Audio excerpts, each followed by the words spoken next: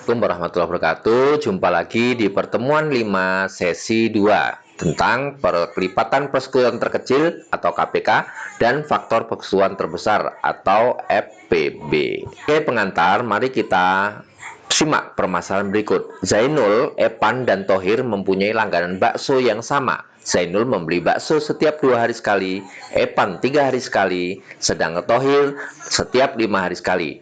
Jika pada hari ini mereka membeli bakso bersama-sama, tentukan setiap berapa hari mereka makan bakso bersama-sama. Jelaskan.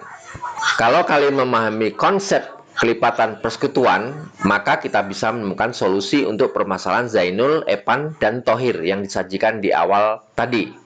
Pola makan Zainul, Epan, dan Thohir adalah kelipatan persekutuan dari 2, 3, 5, dan 5. Maksud Bapak. Jadi kalau kelipatan 2, 4, 6,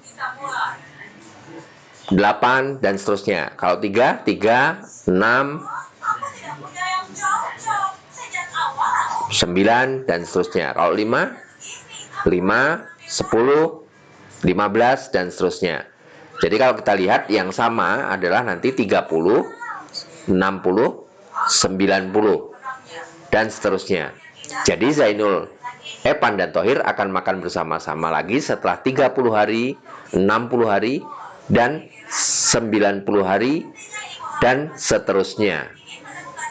Pokoknya 30 hari terhitung sejak hari mereka makan pertama. Kita perhatikan lagi masalah yang kedua. Utusan anggota pramuka kelari kelas 7, 8, 9 sebuah SMP untuk mengikuti perkemahan Sabtu malam Minggu atau persami sebanyak 108 orang. Utusan dari kelas 7 sebanyak 30 orang, kelas 8 sebanyak 36 orang, dan dari kelas 9 sebanyak 42 orang. Untuk acara baris berbaris, semua utusan dibagi dalam beberapa kelompok. Tiap kelompok merupakan campuran dari 7, 8, dan 9. Dengan jumlah anggota, tiap kelompok adalah sama. Permasalahan yang pertama, sebanyak-banyaknya kelompok yang dapat dibentuk? Berapa banyak anggota tiap kelompok? Menyelesaikan masalah tersebut, maka kita harus paham konsep faktor persekutuan. Perhatikan uraiannya ya. Banyak kelompok yang bisa dibuat adalah faktor persekutuan dari 30, 36, dan 42. Kalau kita cari nanti kalian masih ingat memfaktorkan ya. Kalau faktor dari 30 berarti 1 kali 30, 2 kali 15, 3 kali 10, dan seterusnya. 36, 1 kali 36, 2 kali 18, dan seterusnya. Kalau faktor dari 42, 1 kali 42, 2 kali 21, dan seterusnya. Maka kalian akan menemukan nanti yang sama, yaitu 1, 2, 3, dan 6. Jadi dapat dibentuk kelompok adalah 1, 2, 3, dan 6. Kalau satu kelompok artinya anak-anak tersebut tidak dibagi dalam kelompok. Maka kelompok yang mungkin dibuat adalah 2, 3, atau 6. Bagaimana banyak anggota tiap kelompok? Jika banyak kelompoknya 2, maka banyak anggota tiap kelompok ya 108 bagi 2, 54 anak. Jika banyak kelompok 3, maka banyak anggotanya tiap kelompok adalah 118 dibagi 3, yaitu 36 anak. Jika banyak kelompok 6, maka banyak anggota tiap kelompok 108 bagi 6, 18 anak. Beberapa dari kalian mungkin sudah paham tentang menyelesaikan masalah-masalah yang tadi. Namun sebagai tindak lanjut kita, untuk yang belum memahami, kita akan membahas kembali yaitu tentang KPK dan EPB dalam kegiatan berikut. Untuk yang pertama ini kita akan membahas tentang KPK. Perhatikan tabel berikut. Ini ada bilangan 1, 2, 3, 4, 5, 6, 7, 8. Kalau kita bilangan ini kita misalkan A, bilangan ini kita kalikan 1, maka kita sebut dengan kelipatan 1. 1 tambah 1, 2, 2 tambah 1, 3, dan seterusnya. Kalau A kali 2, maka ini adalah kelipatan 2. Maka 1 kali 2, 2. 2 kali 2, 4. 2 kali 3, 6. Kan ini ditambah nih. Tambah 2, 4. Tambah 2, 6. Tambah 2, 8. Tambah 2, 10. Tambah 2, 12, dan seterusnya. Kelipatan 3, kalikan 3. 3 kali 1, 3 kali 2 6. Kalau kita tambahkan sama saja, 3 tambah 3 6, 6 tambah 3 9, 9 tambah 3 12, dan seterusnya sampai terakhir ini adalah kelipatan 10, yaitu kita menambah 10 terus, melipatkan 10. Jadi 10, 20, 30, dan seterusnya. Sekarang perhatikan tabel tadi. Daftar-daftar bilangan yang sama antara kelipatan 1 dan 2 adalah 2, 4, 6, 8, dan 10. Perhatikan, 2, 4, 6, 8, dan 10. 10 di sini ya. Yang ini tidak ada lanjutannya. Nah, bilangan 2, 4, 6, dan 8, dan 10 disebut sebagai kelipatan persekutuan dari 1 dan 2. Sedangkan 2 disebut kelipatan persekutuan terkecil atau KPK dari 1 dan 2. Dengan mengamati pola pada tabel tadi, daftarlah 5 bilangan kelipatan dari bilangan-bilangan berikut serta tentukan KPK-nya. 1 dan 3. KPK-nya adalah 3, 6, 9, 12, dan 15. Untuk 2 dan 5, KPK-nya adalah 10, 20, 30, 40, dan 50. Kita kalikan saja, nak. Jadi ini kelipatan 3. Ini kelipatan 10. Ini 6 kali 3, 18. Berarti kelipatan 18. Ini 7 dan 4 berarti kelipatan 28, dan seterusnya. Bisa ya? Ini kalian bisa lengkapkan sendiri tadi karena minta 5, 1, 2, 3, 4, 5, karena hanya minta 5 ya.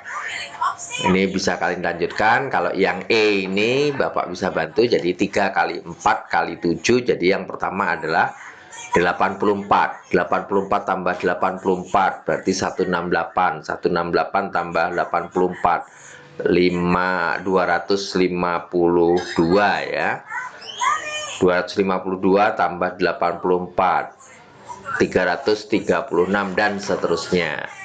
Nah, dari daftar tersebut kita bisa mengamati juga bahwa KPK dari 1 dan 3 adalah 3. KPK dari 2 dan 5 adalah 10. Kalikan saja. Nah, KPK dari 3 dan 6, 6. Karena ini yang kecil ya. KPK dari 4 dan 7 kalikan saja, nah, 28. KPK dari 3, 4, dan 7 kalikan saja, 84. 137. Tentukan KPK dari bilangan berikut, 6 dan 15, 3, 6, dan 8, 16 dan 18, 17 dan 23. Kita bisa menentukan alternatif penyelesaian sebagai berikut. Daftar kelipatan dari 6 dan 15, berarti kita cari kelipatan 6. Kita cari kelipatan 15. Ya.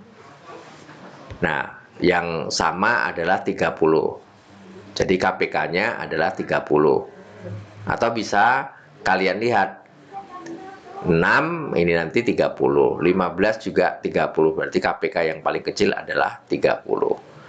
Yang kedua, 3, 6, 8. Katean susun 3, 6, 9, dan seterusnya, 12, dan seterusnya. Ini 24 ya, ketemu sama 24. Maka KPK 3, 6, dan 8 adalah 24. Dan juga untuk KPK dari 16 dan 18. Kita tentukan kelipatan dari 16, 16, 32, dan seterusnya. Kelipatan 18 juga begitu, 18, 36, dan seterusnya. Kita lihat yang sama 144 ternyata. Jadi KPK dari 16 dan 18 adalah 144. Demikian juga yang D. Contoh tadi dari A dan B, cara mendaftar cukup cepat untuk menemukan KPK. Namun kalau untuk yang C dan D, cara mendaftar sepertinya kurang efektif untuk menentukan KPK dari bilangan yang dimaksud di atas. Kita bisa menggunakan, ada 2 cara di sini yang ditawarkan, yaitu 1, faktorisasi prima, yang kedua pembagian bersusun. Bagaimana faktorisasi prima? Perhatikan contoh berikut. Tentukan KPK dari 90 dan 168. Menggunakan faktorisasi prima, maka bilangan 90 dan 168 kita gunakan pohon faktor sebagai berikut. Ya, yang di SD 90 kita bagi 2, maka 45. 45 berarti dibagi 3. 15 ini kelihatannya dibagi 3 lagi, berarti 5. Jadi 3 kali 5 15 kali 3 45 kali 2 90. Maka kita dapatkan bilangan prima karena tadi faktorisasi prima ya. Jadi 2 kali 3 kali 3 kali 5. Kita tulis 2 kali 3 pangkat 2 kali 5. Demikian juga yang 11, perhatikan. 68 bagi 2, 168 bagi 2, 84. 84 bagi 2, 42, dan seterusnya. Sampai semuanya menjadi bilangan prima. Maka kita dapat 2 pangkat 3 kali 3 kali 7. Untuk menentukan KPK-nya, kita lihat faktornya. Jadi kalau ada yang sama, kita ambil yang besar. Jadi 2 pangkat 3 dikali 3 pangkat 2 dikali 5 dikali 7. Ini ya, masuk langkah kedua, mengalihkan semua faktor masing-masing bilangan dengan ketentuan. Kalau ada yang sama, kita ambil pangkat yang tertinggi. Sehingga hasilnya tadi ada 2 pangkat 3 kali 3 pangkat 2 kali 5 kali 7, yaitu 2520. Nah, sekarang bagaimana menentukan KPK dengan pembagian bersusun? Kita ambil contoh 139, tentukan KPK dari 9, 15, dan 42. Bagi ketiga bilangan tersebut cara bersusun hingga hasil bagi semua bilangan adalah 1, seperti berikut. Misalnya 9, 15, 42. Pertama, kita bagi dengan 3. Berarti 9 bagi 3, 3. 15 bagi 3, 5. 42 bagi 3, 14. Lalu kita lanjutkan lagi, bagi 2. 3 bagi 2 tidak bisa, tetap 3 kita turunkan. 5 bagi 2 tidak bisa, tetap 5 kita turunkan. 14 bagi 2, 7. Lalu 7 dibagi 7, 3 tidak bisa, turun. 5 tidak bisa, turun. 7 bisa, 1.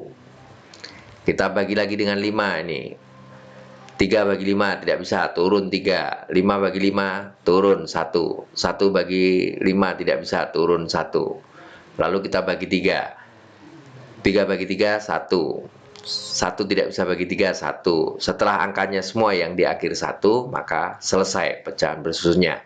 Untuk menentukan KPK-nya, kita tinggal mengalihkan pembaginya tadi. 3 kali 2 kali 5 kali 7 kali 3.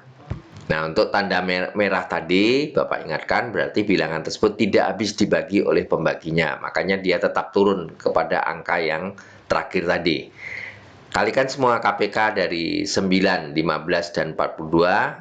Ini akhirnya kita dapat 630. Nah, kalian bisa memilih cara mana yang paling enak atau paling nyaman digunakan. Sampai jumpa di sesi berikutnya.